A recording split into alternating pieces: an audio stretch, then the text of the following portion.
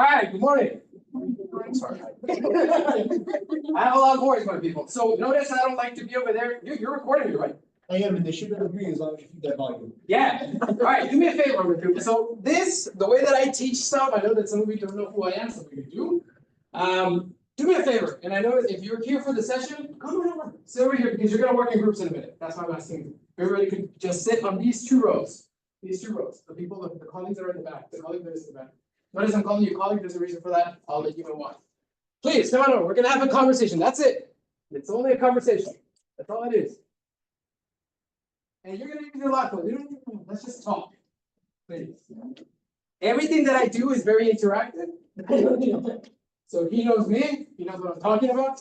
I'm gonna wake you up. I know it's a Friday. Some of you are like, yeah, let's get out of here. After the session, yes. So before we begin, I want to go ahead and just introduce myself. My name is Jaime Munoz. I'm Dr. Munoz, Jaime Munoz, whatever you call me. You can call me Jaime, you can call me Munoz, you can call me, that's it. That's all I got. and what I'm going to be doing is talk to you about pedagogy. And we'll get to the book in a minute. But before I begin, a couple of things. It's very interactive. Notice, I don't like to do these sessions, and I know that we have conferences and all that good stuff. People like to sit with it. That's fine. The way that I do things is much more something I call communities of practice. Well, I don't call it. It's actually based on some theoretical breakthrough theoretical framework from the 90s, where it's all about building connections, social, emotional, and social cultural connections with colleagues at a collegial level. And in it, we call ourselves colleagues.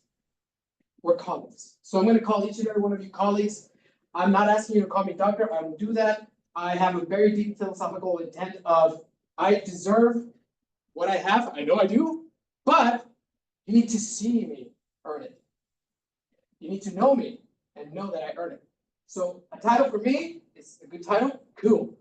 Get to know me, get to know your colleagues, establish, build connections, build a rapport. For me, that's more important. So I'm going to be calling you colleagues. If you don't want me to call you this, please welcome. Go ahead. There's some room here in the, don't be shy, right here in the first and second floor. If you don't want me to call you colleagues or my people, because I tend to do that, that's fine. Just let me know. Okay? I'm not going to get offended. All right. So we're here today. We're going to start taking this at the end. We're here today because I'm here not just to talk to you about theory. Now, to be clear, when we're talking about theory, we're talking about a framework and how we're understanding, whether it be life, society, human beings, current issues, etc. Right? All right. What I'm here to talk to you, my people, is a how. This is what I always tell a lot of my colleagues and students, is that I would not be a good politician.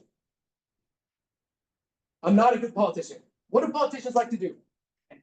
What? Oh, recording? Okay, we'll edit it later. What do you say they like to lie? They like to say statements that may or may not be true in order to be well-liked. Let's use the word icing on the cake. All right. Yes, and you're 100% correct. I mean, I'm not going to say that politicians lie, but they have a way of talking. And the way that I talk is pretty straightforward. Talk to the people that know me. So one of the things that I do is, instead of talking about my philosophy, I usually like to talk about the how. So the way that you shut down philosophy in a way, I'm not saying that it's not useful. Of course it is. But one of the most important things about philosophy is understanding the why, right? Cool. But I'm more about applications, practicality. How do we materially make it happen? So when somebody comes up to you and says, I want world peace. What do we say? How can we respond to that person when they say, I want more peace? Say it again. How? And that's probably the most important, complex, and hardest thing that we can do. Why? There are different ways to get to the same place. Yeah, or not a lot of different ways to get to that place. In fact, sometimes we can't even get there, right? So when we're talking about insights, when we're talking about pedagogy, which is a very important part of creating, notice I didn't say creating knowledge, because there's a reason I'm going to be using and I'm going to be talking a little bit different way that you probably have seen other faculty, professors, presenters, developers. But just to be clear, just to recap, my name is Jaime Munoz. Like I said, you can call me Jaime Munoz. If you want to call me doctor, that's fine. You need to. I'm an instructional developer for UTEP InSPIRE, and we work with faculty, graduate students, doctoral students, staff. We're all here about innovation, pedagogy, faculty development. That's what we do, all right? Across the entire community, up into including El Paso Community College, just to give you a hitting a little bit. Next week, we're gonna have our InSPIRE conference. If everyone is interested, please join us. It is free. You can check it on MindTracker. You register, you come in. You're more than welcome to come and check out all the great work that we're doing, interactively with departments and also the community. All right, so let's talk, my people. Let me ask you a question. And this is how we begin.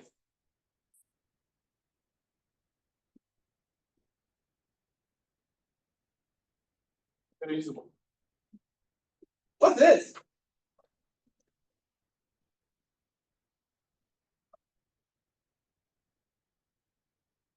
Yeah, just for the people that is being recorded. Pedagogy. In fact, I have it here. Before I ask you to basically answer the question, I am going to ask all of you to step into other people's shoes.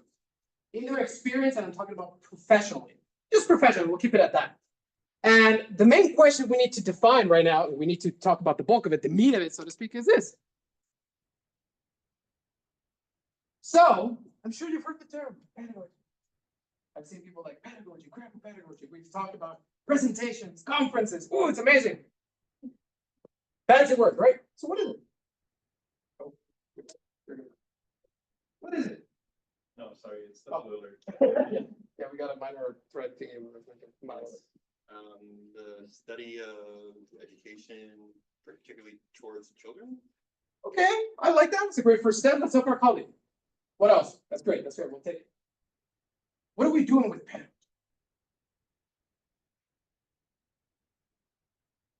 Oh, one thing. Third rule of all of my presentations. If you don't volunteer, that's fine. I volunteer you. And I volunteer everybody. I don't care who you are. So, what do you think pedagogy is? Just that. That's a great thing. That's a great first step. Yes? Teaching methods. Brilliant. Can you tell us a little bit more about that? Like I'm Googling it. Oh, multitasking. You got it. Yeah. For the people that are recording, we have a colleague in the back. Yes. Where you teach people something like this, a very simple one. Yeah. You have got your own methodology to deliver. Thank you. I love the word that you use. Absolutely. Well, I think you're right, by the way. Studying education. One is about it's studying it, and the other is delivery. I love it. Both of you. Good job. Yeah. Who here has been in a class? Don't need to tell us which class. But you're in a class, the last academic year, 2 years, 3 years, doesn't matter. And you were just falling asleep. Okay, that's rhetorical. I know all of you have. Now, my question to all of you is, what makes that class boring? In your mind, let's take a minute, because I am asking you if this is important. Our colleague said in the back, is it delivery? I love it. It is the study of education. Yep, it is. Both of them, you're correct. So let me ask you a question. When you were in that class, or classes, what made it boring? Give me a second. I got her first name. Because the professor is just speaking to you. Okay. Not really teaching you. All right. I like that. I mean, no, I don't like that. Go ahead.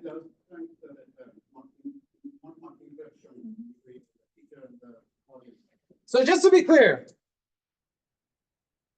did these people have a loud voice or like me, or is like how are you doing?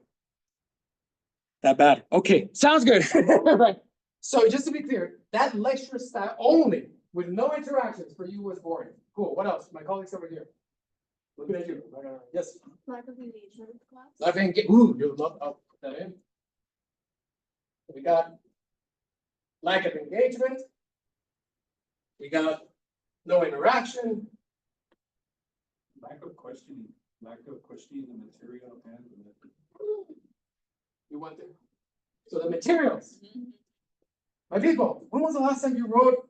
I'm sorry, you read a book, article that you didn't question. I mean, you questioned it, but you didn't want to say anything in class. For the record, all of them nodded. Now, just to be clear, why don't we ask questions? People are shy. Yeah. Or when it comes sometimes the professors are not the best, they don't create the platforms to have discussion. Brilliant. So that's what I'm asking. Why do you do it? So let me ask you a question, my people. You're here. Thank you. Is this important? All right. All of you are like, yeah, consensus. Question is what? And one of the things that I like to do with all the presentations classes that I teach or present is feel free to disagree. I always encourage, healthy disagreement, skepticism. It's good.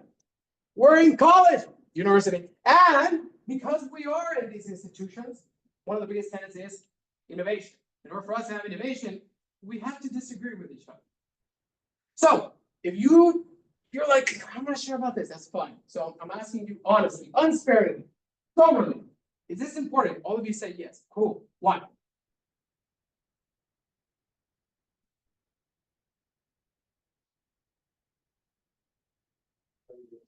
Maybe some kind of structure on the why not, it wouldn't be important is because you need to have failure sometimes in order to have some innovation or something new come out of it. Okay. You're talking about failure as a big tenet of learning from those mistakes. Am I understanding you correctly? Brilliant. Thank you. What else, baby? Yes. Yeah. Ooh, you went there. We'll get to that in a minute. What do you mean?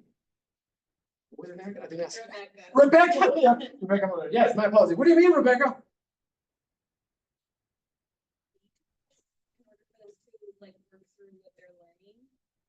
My people, be honest. Who here has, or would you consider to be, I'm more of a visual person. Okay? I'm more of a tactile person. It's weird. I'm not cleaning it. We have to see it. We have to touch it, right? How about hearing? Rebecca's like, yeah, you lost me. Is there anything wrong with any of the sound? Cool. Now, one of the things that I'm asking you to consider, of course, this is important. You said, well, Kennedy, learn from our mistakes. The way that we learn. Brilliant. What else? One more. Why is this important to you? As a student, emerging professional, educator, I don't know your titles. You are teaching because you want the people to learn. So you have to use a style that or a way that will help them to learn. Right. Brilliant. Thank you. Now, just to be clear, the old style of learning, usually the stereotypical form of the higher education platform or arena, is one where we talk about a lecture, like our colleague said right now. Professor stands up here, lectures, have a great day. You have any questions? If they're lucky to get TAs, they have TAs. If not, then oh well, that's it, right? Thanks to science, social sciences, education, and a whole bunch of mistakes along the way, we learn from these kinds of circumstances. We evolve. And we now have data for different things. So, before I get to that data, just very briefly, I'm going to ask you a reflexive question. Take a couple of seconds to think about it. All of you are right. When we're talking about pedagogy, it's the way that we learn, we deliver, the teaching practice. So, what do you think are some of the misconceptions students may have about pedagogy? And don't worry, because some of you may be thinking, okay, we already read your minds. Like, yeah, what about faculty, bro? Okay, we'll get to faculty in a minute. We will. But first, let's talk about students. What do you think when you're in a class, you're like, oh, students are not getting this. They don't get this about the way that we learn. Go ahead. What's your name? I'm sorry, I'm trying to look. Let's hear you. Maybe there's a misconception that there's one way that applies to everything. Yeah. Well, right now, there's a couple of colleagues that said, some of you said, I have questions. I have had questions, or maybe rephrase, and I don't ask those questions. Because there's a certain sort of ambiance, environment that is established that I'm probably not buying into the whole ask questions. Even if the person comes up to somebody and says, ask questions. What's the problem with this? What's the problem with that? It's intimidating stuff. Ask questions! So we don't do that because that doesn't help, right? So you're right. That's a big misconception. What else, my people? Good job. Yes. What's your name? And then I go. Easy. Yeah. I think one misconception is that oftentimes students confuse pedagogy with epistemology. What is epistemology? Just for a little bit of context. Epistemology is study of learning what you know. I think pedagogy is more how you teach. Yeah, brilliant. So, and this also deals a little bit with history, and how it came to be. So it's really, yes, it's a little bit different. Is that right? Good. What is your name? Same thing. My name is Steve. Steve. False belief, like kind of like we are used to learning in a stereotype way. Okay. So, like more sort of interactive way. Interactive way. So let me ask this question. You brought it up, thank you. Who can knows some faculty or folks that are still teaching in the old-fashioned way, lecture? Okay, thank you. That's all I need to say. And again, it's the style. It's up to you whether you agree with that. We'll talk a little bit about that in a minute. So thank you. Then let me ask this other question. I think you dove into it, see, but I'll ask it.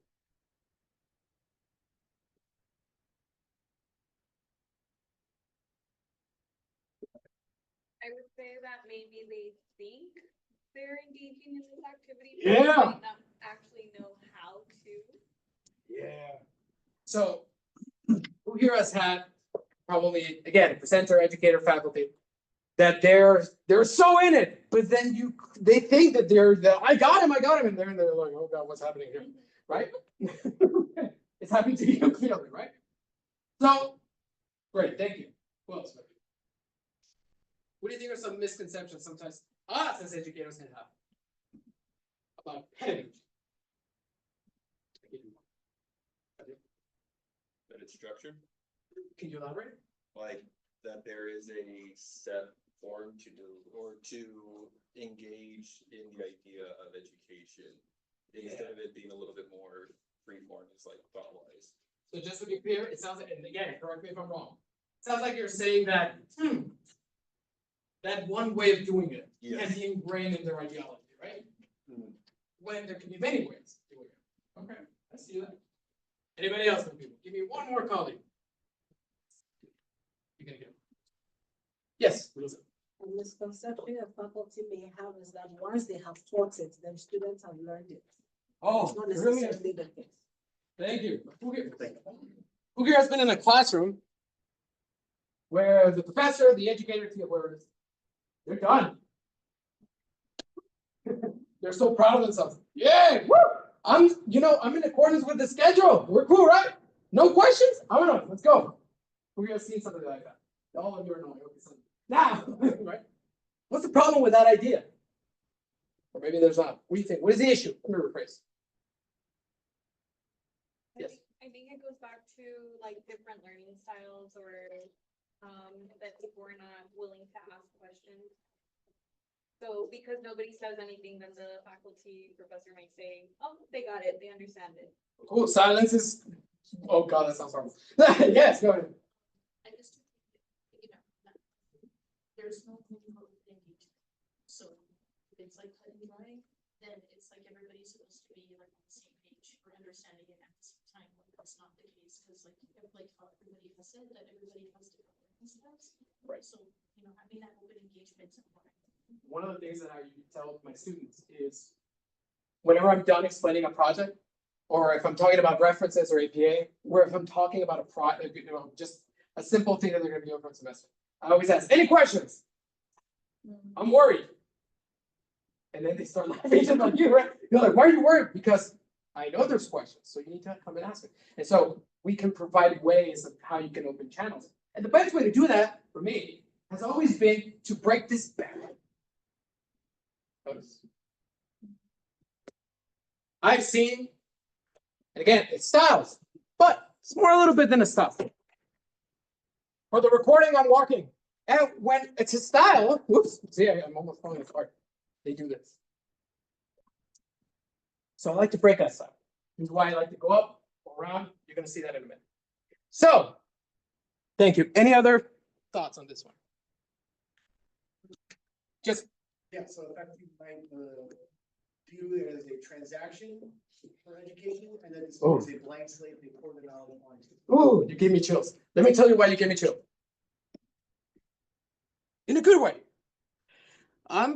Whenever we're talking about anything, a lesson, the first thing I'm asking everybody to consider is, what is your audience getting out of it? What is the objective you're trying to employ? Okay? Now, The objective is like the goal. Woo! Right? So for example, when you're in a, you're gonna get married. Woo! What's the objective? Real. Keep real, right?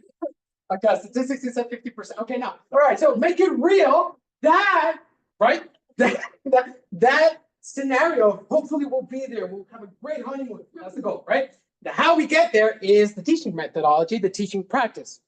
So, this is what we're going to be talking. In fact, what we already started talking about today. Because notice the first thing that I'm doing is talking to you. We're having a discussion. I don't want to talk all hour. I can do it. I have done it. It's not the way that I roll. All right. I'm putting these up for reference. We're going to practice. Okay. But just to be clear, this is what we are. Apply critical thinking, problem solving skills for a variety of disciplines, developing pedagogical exemplars, catering to those disciplines, and composing and evaluating rubric creation. That's it. And you're like, oh my God, I can share this with all of you. Don't worry about it. In fact, I'm going to share this with all of you if you'd like. So let's talk about that. The bulk, the how, right? That me. How do we get from point A to point B? How do we make it real? When somebody comes up to me and says, well, you know what? I have this great educational philosopher. You reminded me of Freire. Who here has heard of Paulo Freire? Nobody. Cool. You probably heard of it. You were like, oh, maybe. Was he in a YouTube video? No, right? He was. Before he died back in 2000. So it was this great influential educator from Brazil. When I was first approached, when I was doing my PhD, I was actually approached by one of his students. Here at UTEP, by the way. And he would always talk about, he studied rural communities in Brazil. And he was the one that inspired me to learn Portuguese. And I want to be with that, like that dude, right? And he would always question this notion of this transaction. He called it the banking system of education, where you don't know anything, I know everything. Let me tell you, let me give you that monetary economic value. And then he started saying, wait a minute. Is it that? Or are we not giving credit to our students? When was the last time, who here has taught a class? Or you've taught assistant TAs or something along the line? You've had students, you had an audience. When was the last time you were impressed by your audience? Would anybody like to share without being too personal? Like you were doing this and you're like, oh, I really got into with one of my audience. I'm like, they know more than me. Okay, that's fine. Rebecca, go ahead. Sure. From kinder to fifth grade. Brilliant. Oftentimes they have, because they don't know as many things as adults, they have such a simple way of solving problems sometimes or coming up with ideas. And where I was like spiraling into something way different just to reach the same conclusion. You reminded me of another academic, the late academic Karen Robinson, and he was at the University of London, and he was working with children, and they were talking about creativity, and this notion of what is creativity, right? And they were posing this to students, college students, master's graduates, undergraduates, doctoral, and everybody was like, well, creativity, fostering those connections up here, something like that. Cool. Bring in a child. Give them a problem. They'll try to do it. Even if it doesn't fit the norms that you're looking for. Do that. I'm about to do it. And they'll look for solutions. And so they were asking all these, students, and so what happened? We lose that curiosity. What happens if we grow up? So how can we keep fostering or ailing or helping, complementing that curiosity? Well, let's talk just very briefly. Consider this. In a study back in 2014, and there's new studies, but this is a very influential one, because it talks about sciences, the quote-unquote hard sciences, math, we've got math, science, STEM. There we go. Notice, 55% less success rates for students in math, science, that were usually taught in the old-fashioned lecture style. In the old-fashioned transactional, I'm here to give you the knowledge, you're here to listen, take in the information, have a good day. Any questions? Nope. See you later. And also, from another study, from 2024, actually this year, they found that the more we have different interactions, we have a variety of these techniques and approaches, the better. Because what happens is our development is being nourished by different information. So what Freire used to say was, instead of saying people don't know anything, we have to understand they're already coming from a big enriched vantage point. They already have a background. When you say that students and don't have nothing to offer to the area, you need to give it some thought, because they have so much to offer. Question is, how do we develop it? It's different. So I gave you this sheet of paper. And this is why I gave you a sheet of paper. We're gonna go through it. It's a little small. I can give you a copy that's bigger.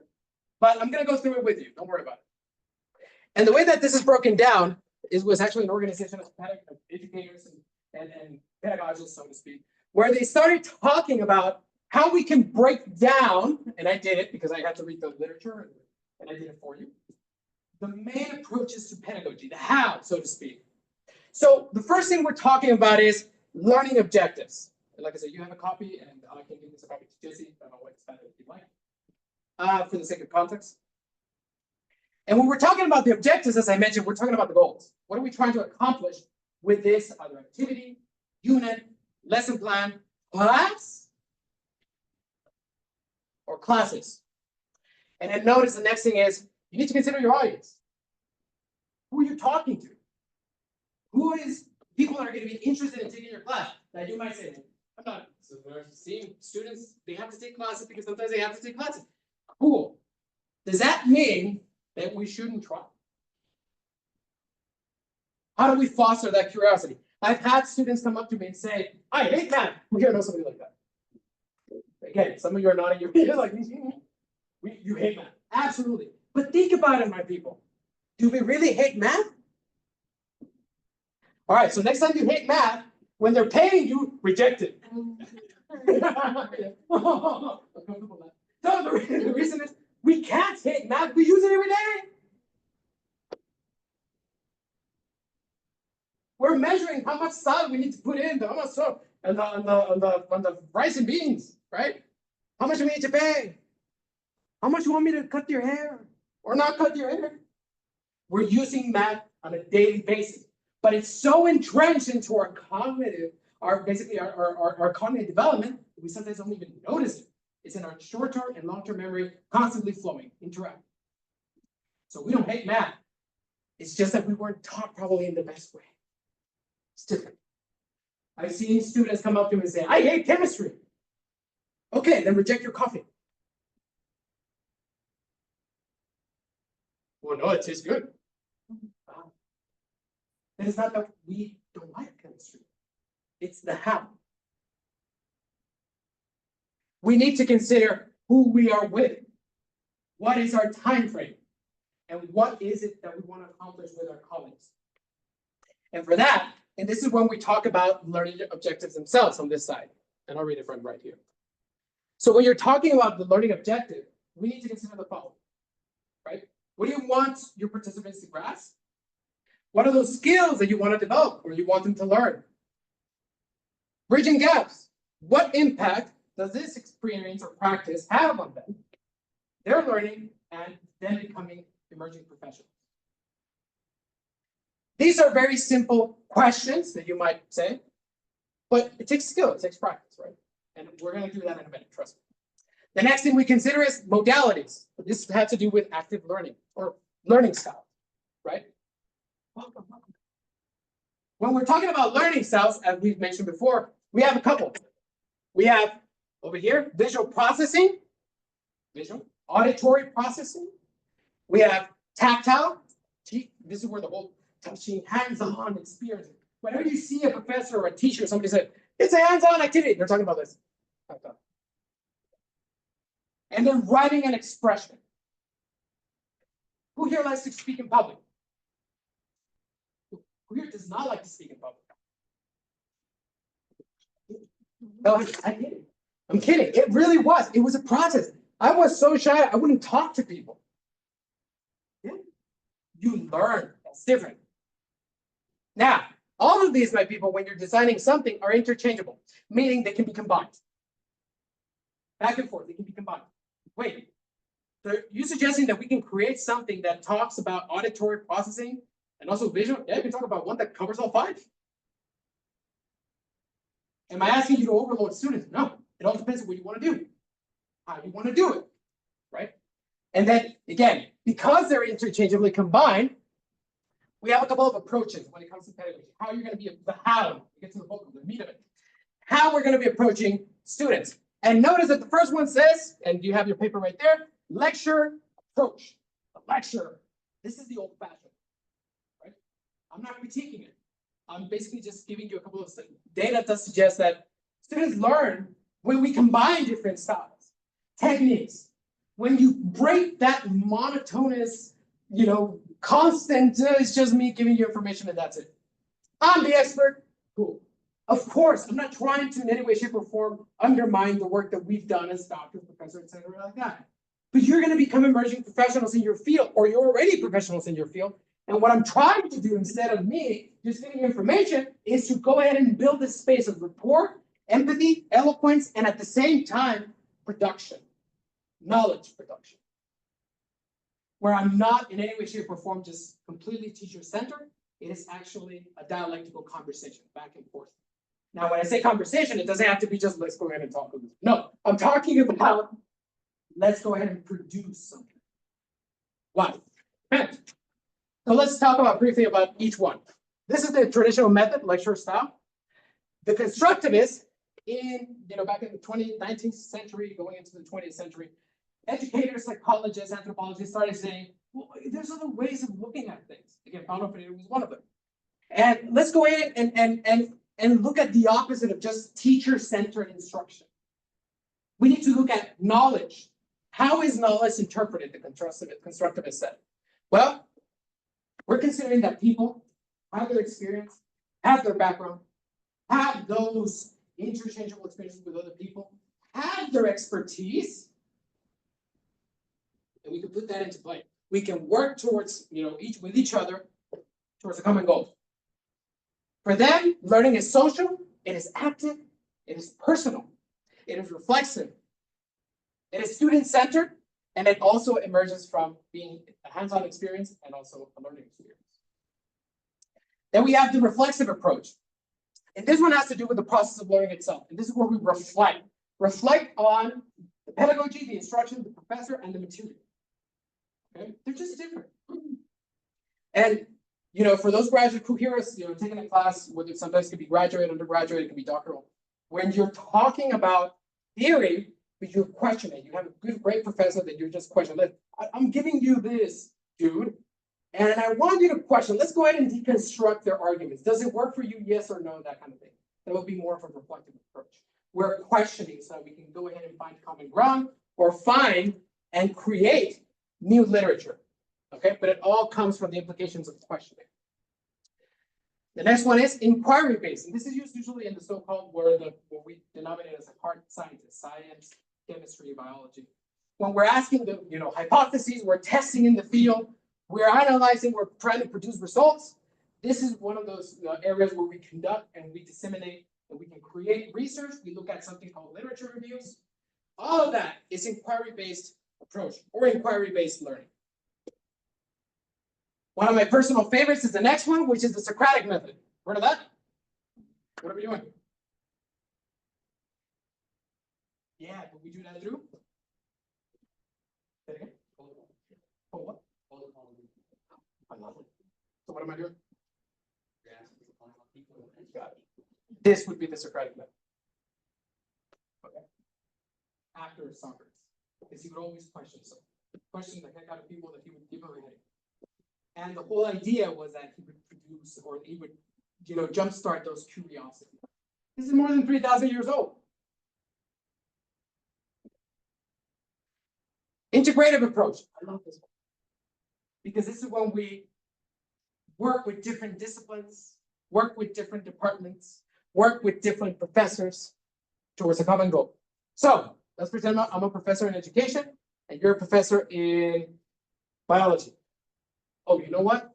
Let's work together. We're talking about the diversity of life. Let's work together so how we can produce a couple of activities, stemming that curiosity from students K through 12. Let's go ahead and work through that. We'll work through it together and make sure that we use a little bit of reflective and constructivist approach. We're interacting between disciplines so we can get two goals out of it. She has her goal, I have her goal. Interactive. This is brilliant. We use it all the time here at the university with London, higher education. And then last but not least, one that you asked, problem-based learning. Who here has heard that word, problem-based learning? It sounds so problematic. Now, who here, what do you think, what do you know about problem-based learning?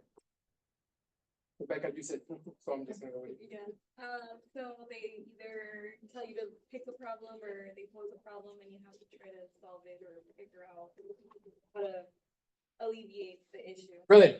Now, when we're talking about problem-based learning, you're exactly correct. We look at an issue, we pose it to students, give you the conditions of that issue, and then we say, do something about it, but make it real. Again, I'm not gonna be like, roll pizza. You got this, you got it, you got it. You're almost there. You're gonna become a politician one day. No, we're not gonna do that, all right? We have to make it something that can be, it relates to their lives, relates to their career, relates to their discipline, or relates to their community, which is the one I know. All right? I've had students come up to when we're talking about history, I was once giving a lesson to students that were gonna be teachers, all of them.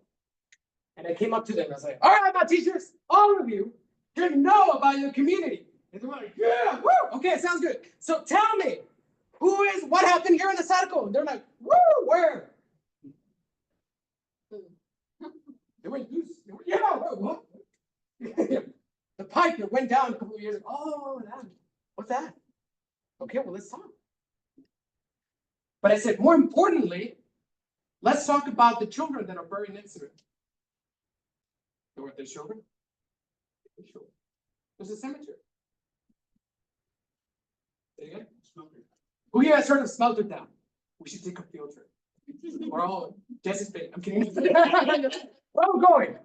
And so what happened is that we were talking about the history of schools in the borderland, and they had a school. But the majority of these children would die at a young age because of the contamination of the site, which was processing coal, it was processing copper, it was processing.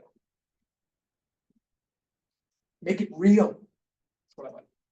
Make it real so that it actually hits the bone, hits the heart, hits a tendon. Why? Because it's all about empathy. It's all about building rapport. It's all about why am I excited? Why am I excited to be here? Why should I care? Well, because we're training you. Because it's important. All of these are also can be interchangeable, right? With these components, you build a plan, which we know as a lesson plan unit. And at the same time, we assess. And when we're talking about assessment, we're talking about rubric maybe. And for that is how are you going to assess? Okay. So I'm going to go ahead and talk to you briefly about rubrics, but then we're going to do a short activity, 15 minutes, and where you're going to do it. I'm just going to be asking a couple of things. I have the scenario ready for you. But when we're talking about rubrics, it is the creation of that assessment, that measurement. Now, why should we care? Because all performance is measured. Okay. There are expectations. They need to be clarified. Of you, of me. The style is assessed. And more importantly, there's a transparency to your students, to your pupils, to your audience, to your mentees. If these are not clear, then we need to go back to the drawing board. What are we doing? Right. Now, there's three kinds. Mainly. You've seen it. I'm sure you have. Let me tell you why. Because when we're talking about assessments, we're usually talking about, for example, holistic.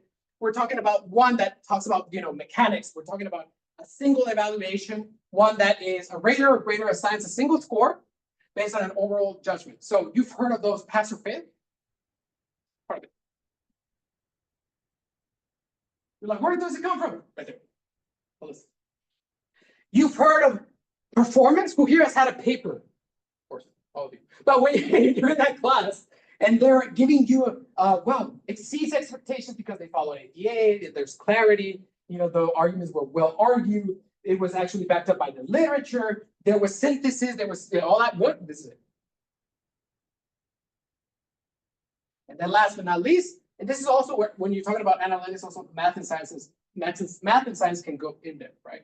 And we're talking about also a kind of descriptive rubric. For example, did this person, but this is how we're going to score it. From 1 to 100, I'm sorry, this is the one. 1 to 100. That's how you do it. So they're different, all of them. Am I expecting all of you like, oh, you're gonna get into it? No, we're gonna practice. And I'm gonna give you a set of sheets that's gonna help you with that. Why? Well, because when we're building rubrics, we're talking about simple language that assesses, that measures, keeps it straight to the point for the reader, for the audience. So a couple of tips. Keep it on the page. Use language that is similar all throughout for the people that are working with you. Be transparent, meaning explain yourself. And what I mean by explain yourself is because for those of us that study science, it's different to use the word, look in the literature, right? Than those of us that study art. Why? Can you give me the difference? Words need context. If I'm an educator and I'm saying, you know what, I need you to look at the literature on the slow-person pipeline. What am I asking you to go back to Shakespeare? No, what am I doing? I'm asking you to look for studies, articles, historical analysis that have to do with that topic. It's different from me saying, welcome to my English class. Let's go ahead and dive into the Renaissance. It's different. It needs context, right?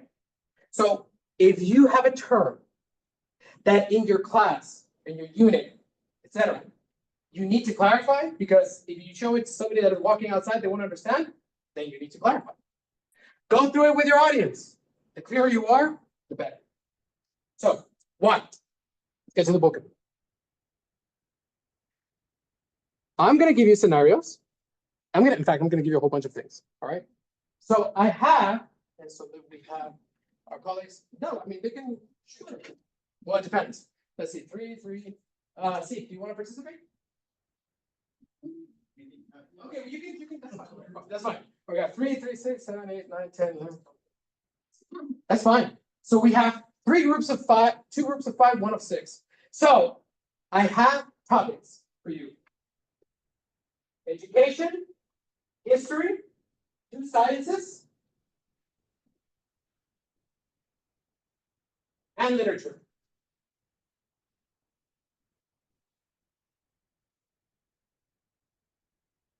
What I'm going to ask you to do is to get in groups of 5, 2 5s, 1 6, and then choose a topic.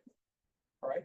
Once you do, I'm going to give you 2 sheets of paper, and then I'm going to give you 10 minutes to answer those questions. I'm not going to say anything. Then we'll come back, and I'll give you some instructions as to how we're going to share a couple of the answers, just for the sake of time. Okay. All right. Get together in 5s and 5 and 1 6, and then let me know. For the sake of time. Now, what I'm going to ask you to do, my people, is vote a representative from your team, the person that's going to present, or just talk about it. And the way that is, we're going to do it is, the rest of us, well, somebody presents, the rest of us, this is what we call constructive feedback, student inquiry, is where a person tells one thing that they like and, one thing that we can build on. That's it. We're not in any way, shape, or form talking about, negative or deficit perspective. All right.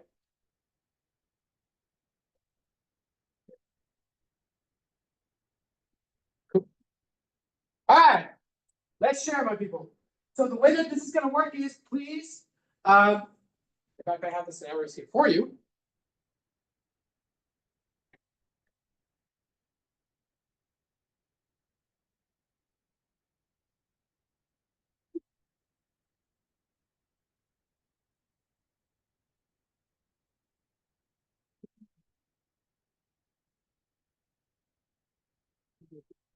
Okay, for the sake of time, go ahead and when you're presenting, just read your scenario, because I can't pull them up here and I don't waste time on that.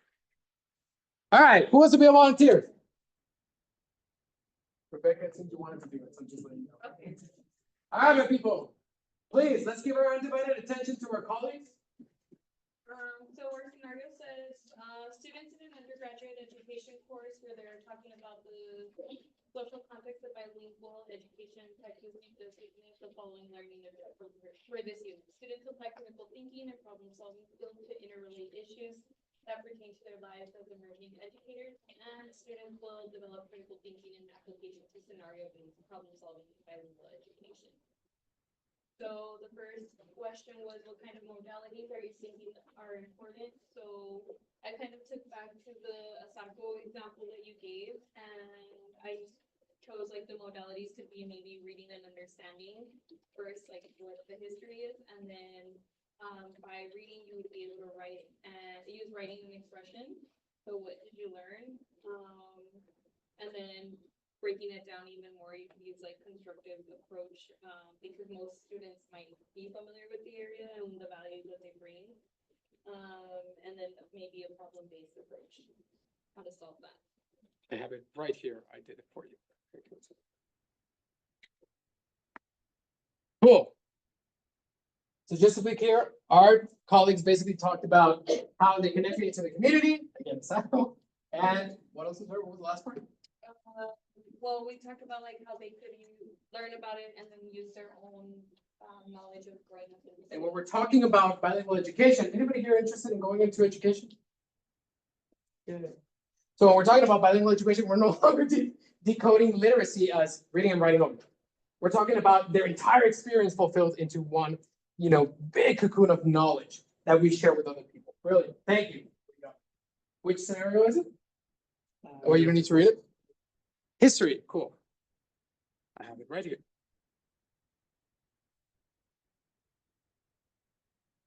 So just for the sake of time, this scenario has to do with the Battle of the Alamo. All right, the Battle of the Alamo, we now know thanks to new research that the people defending the fort were actually invaders. Something we study in Mexico on the other side of the river, right? So your task was to talk about it in new eyes or with a new lens. Go ahead. What did you come up with?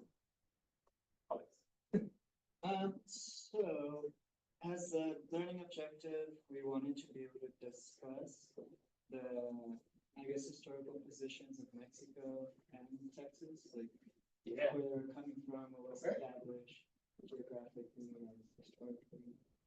And in terms of the modalities, reading and understanding the history, maybe writing and expressing, maybe you could have some visual representations or some like images or some articles at the time.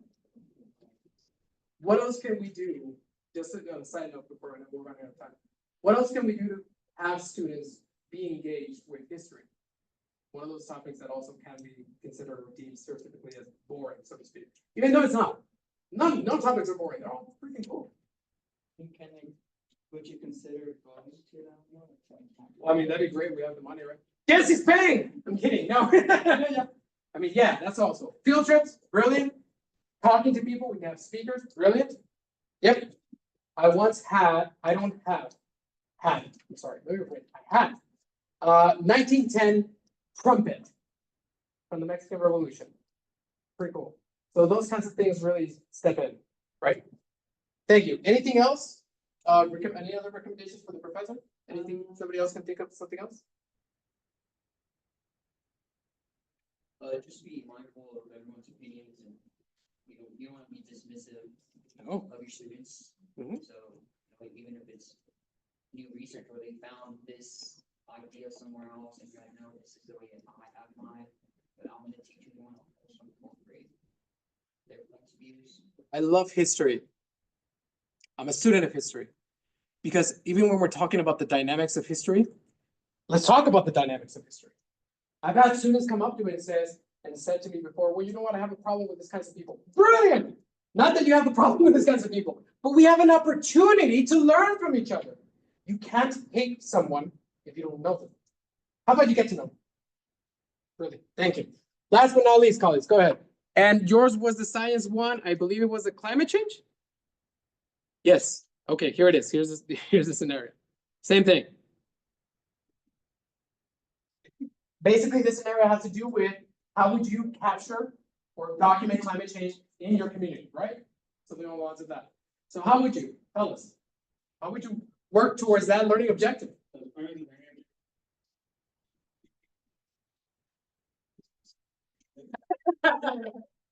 Well, my people, you have verbs in front of you. And thank you.